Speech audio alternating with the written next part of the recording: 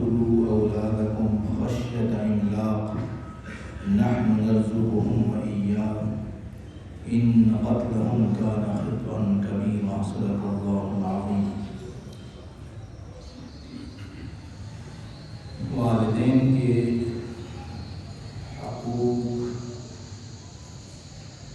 اولاد پر کیا ہے، اس سلسلے میں گفتگو کا سلسلہ جاری تھا۔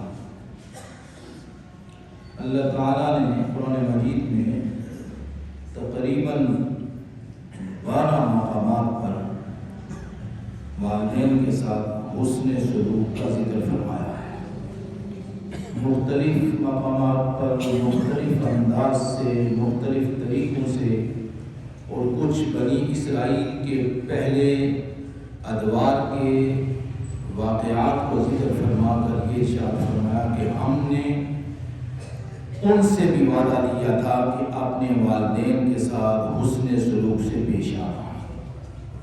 اتنی اہم چیز ہے جس کا تذکرہ اللہ تعالیٰ نے پہلی قوموں کے ساتھ وعدہ جو کیا گیا تھا اس میں ذکر تھا، تو قرآن مجید میں بھی یہ ذکر فرمایا کہ ہم نے پہلی قوموں میں یہ ارشاد فرمایا تھا کہ والدین کے ساتھ حسن سلوک سے پیش آنا ہے۔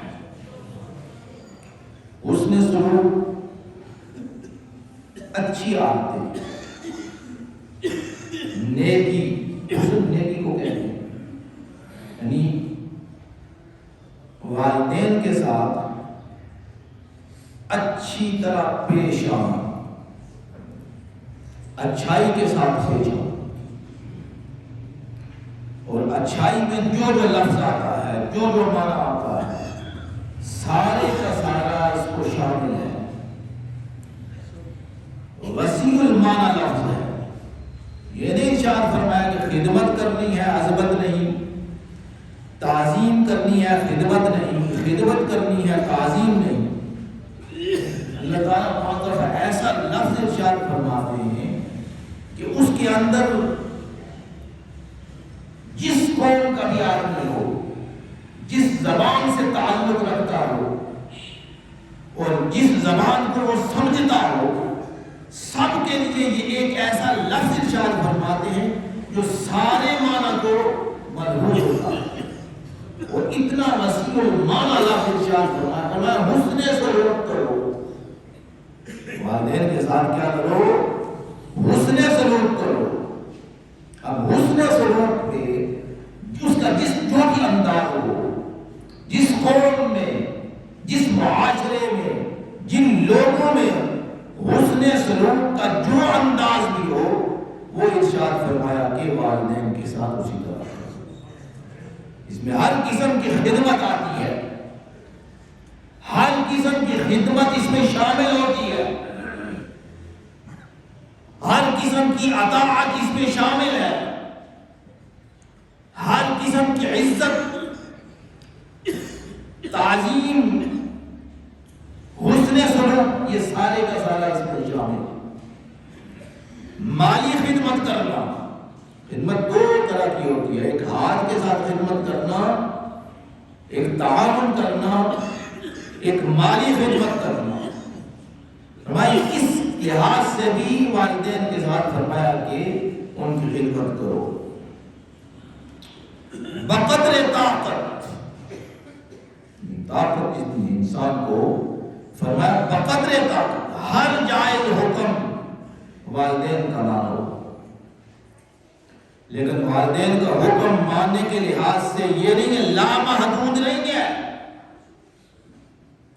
کہ جو بھی چیز ہو وہ جو بھی حکم کر، نہیں، شریعت کے خلاف حکم ماننا ویسے بھی نہیں چاہیے، چاہے والدین کا ہو، کسی کا ہو۔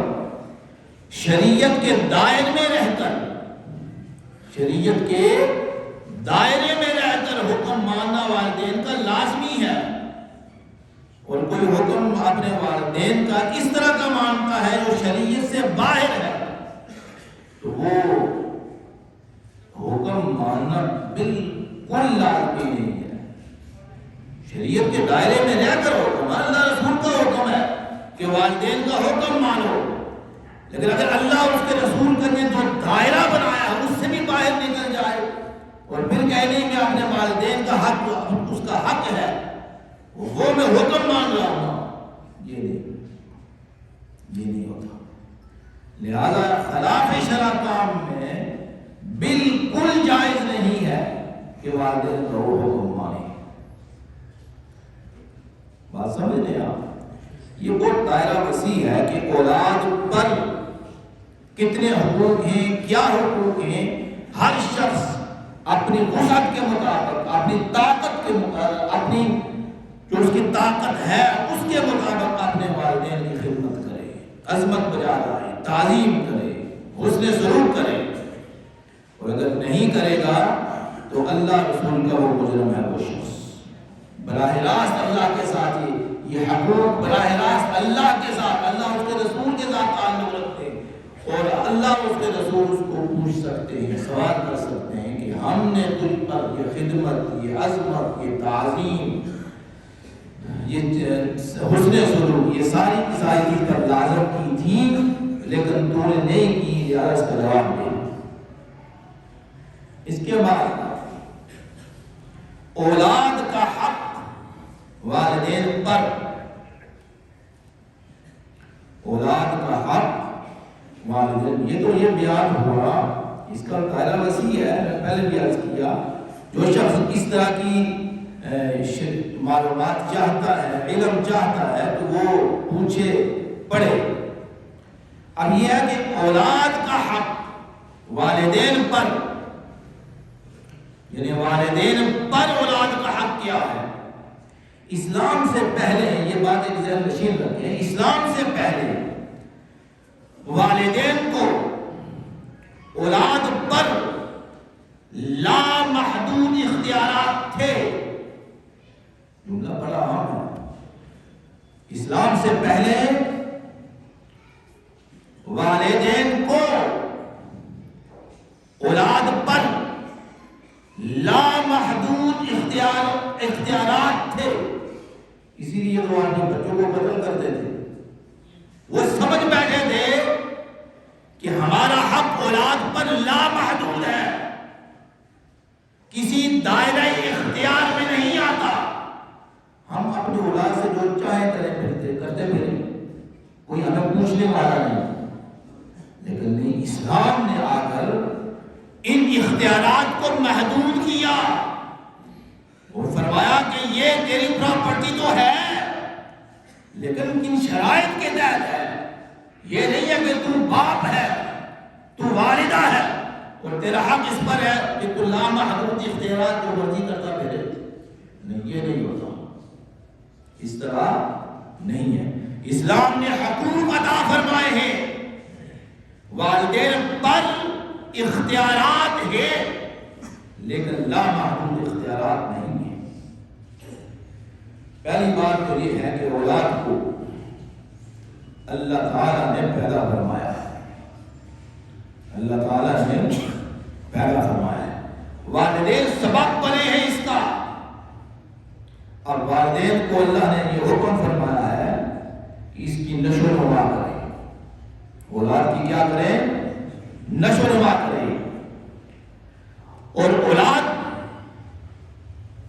خوشی کا، یعنی اولاد کو ختم کرنے کا یہ سد پار فرمایا، بند فرمایا۔ عرب کی یہ عام رسم تھی کہ اپنی اولاد کو وہ قتل کر دیتے تھے، اپنی اولاد کو وہ قتل کرتے تھے۔ اب یہ وہ سمجھتے تھے کہ ہمارے اختیارات کیونکہ لامحدود ہیں ان پر، اولاد پر، لہذا تو جو مرضی کرتے پھرے ہم نے کیا۔ اور سب سے بڑی بات یہ تھی کہ وہ اپنے جو بتوں کی پوجا کرتے تھے ان بتوں کے لیے اپنی اولاد کو نظر مان کر ذبح کرتے تھے ان پر۔ اللہ تعالیٰ نے اس کا ذکر فرمایا قرآن مجید میں، سورہ الانعام میں فرمایا وَكَذَلِكَ زُيِّنَ لِكَثِيرٍ مِّنَ الْمُشْرِكِينَ قَتْلَ أَوْلَادِهِمْ، یہ مشرک اپنی اولادوں کو قتل کرتے تھے، یہ اولادوں کو قتل کرتے تھے۔ دوسرے مقام میں فرمایا قَدْ خَسِرَ الَّذِينَ الذین قتلوا اولادهم سفہا بغیر علم، فرمایا یہ جو اپنی اولادوں کو قتل کر بیٹھے، قتل کرتے ہیں، بہت گھاٹے میں ہیں، بہت گھاٹے میں ہیں، سفہا بیوقوف ہیں، فرمایا سفہا بیوقوف ہیں، بغیر علم جاہل ہیں، انہیں سمجھ نہیں ہے، پیدا ہم نے کیا ہے، ہماری چیز ہے، ہماری نعمت ہے، اولاد ہم نے دی ہے، تو قتل وہ کرتا ہے، والدین اٹھ کے اس کو اپنی اولاد کو قتل کر بیٹھے، اس کا سدباب فرمایا اس کی نشو و نما تمہاری ذمہ داری ہے، اس کی تربیت کرنا تمہاری ذمہ داری ہے، اس کو جب تک یہ ہوش سمجھتا ہے، سوجھ بوجھ رکھتا ہے، اس وقت تک تم پر اس کی ذمہ داری ہے، یہ ہماری طرف سے حکم ہے۔ ایک سبب یہ تھا ویسے قتل کرتے تھے، لامعلوم اختیارات سنتے تھے، دوسرا سبب یہ تھا کہ ان کو فقر و فاقہ کا بڑا مسئلہ تھا، کہتے ہم غریب ہیں، یہ ہماری اولاد ہے، ہمارے ساتھ کھانا شروع کر دے گی تو ہم تو پہلے ہی غربت کے مارے ہوئے ہیں، ہم غریب ہیں، لہذا اس کو جان چھڑاؤ، کیا کرو؟ جان چھڑاؤ۔ اللہ نے ارشاد فرمایا، ایک آیت مبارکہ فرمایا وَمَا مِن دَابَّةٍ، یہ رسم بھی اور اس کے علاوہ جتنی بھی چیزیں ہیں جو فقر و فاقہ کی رونا دھونا کرتے ہیں، اللہ نے ان کا قضا کما فرمایا وَمَا مِن دَابَّةٍ فِي الْأَرْضِ إِلَّا عَلَى اللَّهِ رِزْقُهَا، فرمایا کہ زمین پر جو چیز بھی چلنے والی ہے اس کی رزق کا ذمہ دار میں خود ہوں، میں اس کے رزق کا ذمہ دار میں خود ہوں، ہم نے پیدا فرمایا ہے اور ہم اس کو رزق عطا فرمائیں گے اور ہم اسے رزق دے کر زندہ رکھیں گے، فرمایا یہ ہم کریں گے۔ وَمَا مِن دَابَّةٍ، دابہ علی الارض، زمین پر جو شے بھی چلنے والی ہے، فرمایا اس کی ذمہ داری ہم نے لے رکھی ہے۔ دوسرے مقام پہ ارشاد فرمایا وَلَا تَقْتُلُوا أَوْلَادَكُمْ خَشْيَةَ إِمْلَاقٍ، فرمایا افلاس، فقر اور غربت کی وجہ سے، ان کی اس کے خوف کی وجہ سے اپنی اولادوں کو قتل نہ کرو، اپنی اولادوں کو قتل، نحن نرزقهم وإياكم، فرمایا ہم ان کو بھی رزق دیں گے، تمہیں بھی رزق دیں گے، تمہیں رزق کون پہنچاتا ہے، تمہیں زندہ کس نے رکھا ہوا ہے؟ ہم نے زندہ رکھا ہوا ہے، اور جو تمہاری گود میں ہم نے تمہاری اولاد دی ہے اس کے ذمہ دار بھی ہم ہیں، ہم انہیں رزق پہنچائیں گے۔ ایک اور مقام پہ ارشاد فرمایا سورہ الانعام میں وَلَا تَقْتُلُوا أَوْلَادَكُمْ مِنْ إِمْلَاقٍ، فرمایا فقر و فاقہ کی وجہ سے اپنی اولاد کو قتل نہ کرو۔ یہ جہالت کی باتیں ہیں ساری، یہ رسمیں جہالت کی ہیں، جاہل لوگوں کی رسمیں تھیں۔ اللہ نے فرمایا وہ بیوقوف لوگ ہیں جو اپنی اولادوں کو قتل کرتے ہیں۔ آج ہمارے درمیان میں معاشرے میں خودکشی ہو رہی ہے، کیوں خودکشی ہو رہی ہے؟ رزق اللہ نے دینا ہے، اللہ سے مانگ لے رزق، اللہ دے گا رزق۔ جتنی ہم اسباب کی کوشش کرتے ہیں اتنا اللہ کی طرف رجوع کر کے کہیں کہ باری تعالیٰ یہ بھی تیری چیز ہے اور اس کے لیے ہم جسے رزق مانگتے ہیں ہمیں رزق عطا فرما دے۔ اور وہ کوشش جو جتنی اسباب کی کرتے ہیں، اسباب مہیا نہیں ہوتے تو اسباب پیدا فرمانے والا اس ذات کی طرف رجوع کریں۔ تو ارشاد فرمایا کہ نحن نرزقکم وإیاہم، ایک جگہ فرمایا نحن نرزقہم اور دوسری طرف فرمایا نحن نرزقکم وإیاہم، دو ارشاد فرمایا تمہیں بھی ہم رزق دیتے ہیں اور ان کو بھی ہم رزق دیں گے، فرمایا ان کو بھی ہم رزق دیں گے اور تمہیں بھی ہم رزق عطا فرماتے ہیں۔ لہذا ارشاد فرمایا کہ اپنی اولاد کو افلاس کی وجہ سے، فقر و فاقے کی وجہ سے قتل نہ کرو، تمہاری ذمہ داری ہے ان کو روزی مہیا کرنا، ان کو روزی مہیا کرنا تمہارے ذمہ ہے، تمہاری ذمہ داری ہے۔ ایک اور وجہ تھی، اولاد میں سے ایک مؤنث تھی، جو اولاد میں مذکر ہے مؤنث، جب مذکر ہوتا تھا خوش ہوتے اور اگر بچی پیدا ہو جاتی پھر ناراض ہو جاتی، ناراض ہو جاتے ہیں. قرآن مجید فرماتا ہے, اس کا ذکر قرآن مجید نے فرمایا وَإِذَا بُشِّرَ أَحَدُهُمْ بِالْأُنثَىٰ, جب انہیں بشارت دی جاتی ہے بچے کی. قرآن کے الفاظ ہیں, قرآن مجید کے الفاظ ہیں وَإِذَا بُشِّرَ أَحَدُهُمْ بِالْأُنثَىٰ, جب انہیں مؤنث کے تمہارے ہاں بچی پیدا ہوئی اس کی خبر دی جاتی ہے, اللہ نے فرمایا بشارت دی جاتی ہے. بچیاں پیدا ہو تو اس کی بشارت ہوتی ہے, غمگین کی خبر نہیں ہوتی. اللہ نے فرمایا وَإِذَا بُشِّرَ أَحَدُهُمْ, جب تمہارے گھر بچی پیدا ہوتی ہے تو پھر انہیں ان کے باپو کو جب خبر دی جاتی ہے وَلَّ وَجْهُ مُسْوَدًّا, فرمایا ان کے چہرے سیاہ ہو جاتے ہیں غم کی وجہ سے, غصے کی وجہ سے کہ میرے ہاں بچی پیدا ہو گئی ہے.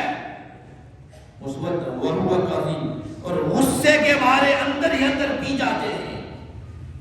اتنا انہیں غم لاحق ہوتا ہے کہ بچی کے پیدا ہونے سے کہ وہ اندر غمگین ہو جاتے ہیں اور غم کی وجہ سے ان کے چہرے سیاہ ہو جاتے ہیں, سیاہ پڑ جاتے ہیں.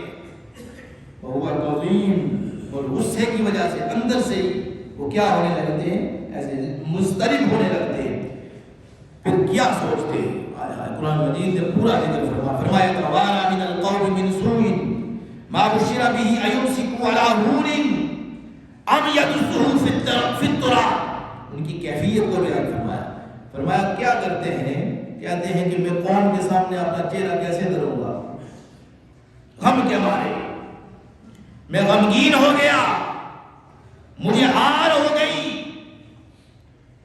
میں اب قوم کے سامنے اپنا چہرہ کیسے لے کر جاؤں گا, اب کیا کروں, یا اس کو رکھوں ام یدسہ فی التراب, یا زمین کے نیچے اس کو دبا دوں. اس رسم کا ذکر فرمایا. آپ یہ کہتے ہیں, آپ سوچنے لگتے ہیں کہ اب اس کو رکھیں یا پھر اس کو زمین کے نیچے دبا دیں, یہ سوچتے رہتے ہیں. سورہ نحل میں یہ رسم عرب میں عام تھی, لیکن ایک قبیلہ تھا اس میں بہت زیادہ یہ رسم پائی جاتی تھی. قیامت کے روز اللہ تعالیٰ نے جب قرآن مجید نے دیکھے کیسے اس رسم کو ختم فرمایا, ایک ایسی آیت مبارکہ ہے اس کا چھوٹا سا حصہ رہتی دنیا تک اس رسم کو کلا کما کر دیا اور ختم کر دیا. فرمایا قیامت کے روز اللہ کھڑا کرے گا سب کو حساب و کتاب کے لیے, اور چھوٹی چھوٹی بچی ہیں خون آلود, وہ بچی سامنے آ کر کھڑی ہوں گی. وہ خون آلود بچی ہیں جن کو زندہ درگور کیا تھا, زندہ دفن کر دیا تھا. سوچتا ہے کوئی سوچ, اب سوچ سکتے ہیں تو کسی کو زندہ دفن کر دیں, سوچ میں آتا ہے, ہمارے خیالات میں آنے ہم کام اٹھتے ہیں, لیکن شیطان نے ہمیں اتنا گرا دیا تھا. انسانیت کا جو پیمانہ ہے اس سے بھی نیچے گر گئے تھے وہ لوگ. شیطان بعض دفعہ انسان کو اتنا گرا دیتا ہے کہ شیطان بھی خود دیکھ کر ہنستا ہے کہ میں نے اس انسان کو کتنا گھٹیا بنا دیا ہے. فرمایا قیامت کے روز کیا ہوگا, وَإِذَا الْمَوْءُودَةُ سُئِلَتْ, بڑی بڑی کتابیں اس رسم کو ختم نہ کر سکی. آپ کا کیا خیال ہے, اس وقت کے حکماں نہیں تھے, عقل والے لوگ نہیں تھے, سمجھ والے لوگ نہیں تھے, اپنے آپ کو سردار سمجھتے تھے, کتابیں ان کے پاس تھی, علم وہ پڑے ہوئے تھے, اپنے آپ کو بہت حکیم جانتے تھے, لیکن اس رسم کو وہ نہ ختم کر سکے. اللہ تعالیٰ نے اس ایک چھوٹی سی آیت مبارکہ میں قیامت تک یہ آیت رہنے والی ہے. فرمایا قیامت کا دن میری وہ بچیاں سامنے کھڑی ہوں گی, اللہ ان کے والدین سے نہیں پوچھے گا, یا جنہوں نے زندہ درگور کیا ان سے نہیں پوچھے گا, ان بچیوں سے مخاطب ہوگا, بچیوں وَإِذَا الْمَوْءُودَةُ سُئِلَتْ, سوال کیا جائے گا بِأَيِّ ذَنبٍ قُتِلَتْ, تمہیں کس گناہ کے بدلے میں قتل کر دیا گیا تھا, ہم نے تمہیں پیدا کیا تھا, ہم تمہارے خالق ہیں, خالق اور مالک اول اور مؤثر حقیقی ہم ہیں, ہم نے تمہیں پیدا کیا تھا. آج یہاں کھڑی ہو کر جواب دو کہ تمہیں کس گناہ کے بدلے میں قتل کیا گیا تھا؟ تم تو معصوم تھی، تمہیں تو خبر نہیں تھی، تمہیں تو علم نہیں تھا، کس وجہ سے تمہیں قتل کیا گیا؟ ایک ایسی آیت مبارکہ ہے کہ ہر آدمی کے ذہن نشین ہونی چاہیے۔ فرمایا کہ قیامت کے دن ان لوگوں سے بھی نہیں اللہ پوچھے گا جنہوں نے قتل کیا تھا، زندہ درگور کیا تھا، اس لیے ان کی حالت کے لیے تم اس قابل ہی نہیں ہو کہ تم سے سوال کیا جائے، تم اس قابل ہی نہیں ہو کہ تمہیں سامنے کھڑا کر کے تم سے پوچھا جائے، بلکہ ہم ان بچیوں سے پوچھتے ہیں تمہیں کس وجہ سے قتل کر دیا گیا تھا، تمہیں کس وجہ سے؟ اب وہ جو واقعات ہیں وہ تو ہم سن ہی نہیں سکتے، قتل کیسے کرتے تھے؟ ان کی آخری ایک صحابی ہیں وہ بیان کرتے تھے حضور کے سامنے، حضور نے فرمایا واقعہ بیان کرو، کیسے ان کیا میں نے زندہ درگور کیا تھا، کیسے واقعہ بیان؟ آپ صلی اللہ علیہ وسلم مضطرب ہو گئے، آپ کے آنسو مبارک جاری ہو گئے۔ پھر دوسرے صحابی فرماتے ہیں کہ کیوں آپ کو مضطرب کر دیا تھا؟ انہوں نے فرمایا چھوڑ دو، اس کا علاج پوچھنے آئے ہیں، مجھ سے غلطیاں ہو گئی ہیں، اس کے علاج کیسے ہوگا، اس کا علاج کیسے ہوگا؟ تو اللہ تعالیٰ نے یہ آیت مبارکہ نازل فرمائی اور ہمیشہ کے لیے یہ رسم بد ختم ہو گئی، رسم بد ختم ہو گئی۔ ہم اپنے گھروں میں بھی توجہ کریں، اپنے گریبان میں جان کے ہمارے ہاں جب بچی پیدا ہوتی ہے ہمارے تیور کیسے ہوتے ہیں؟ ہمارے معاشرے میں جب بچی پیدا ہوتی ہے کس کو کہیں، کیسے روئیں، کیسے سمجھائیں، کیسے سمجھیں؟ ہم مسلمان ہیں، ہمارے لیے یہ آیت مبارکہ ہے۔ بچیوں کے پیدا ہونے سے غمگین نہ ہوں، شاید ان کے نصیب کی وجہ سے ہمارا کتنا نصیب اچھا ہو جائے۔ لیکن یہ باتیں جو ہیں جہالت کی باتیں ہیں، بے وقوفی کی باتیں ہیں، کم علمی کی باتیں ہیں، سمجھنے کی کوشش کریں کدھر جا رہے ہیں، کدھر جا رہے ہیں۔ حضرت صعصع رضی اللہ عنہ، حضرت صعصع رضی اللہ تعالیٰ حضور کے صحابی ہیں، انہوں نے 360 بچیاں 360 بچیوں کو موت سے بچایا ہے۔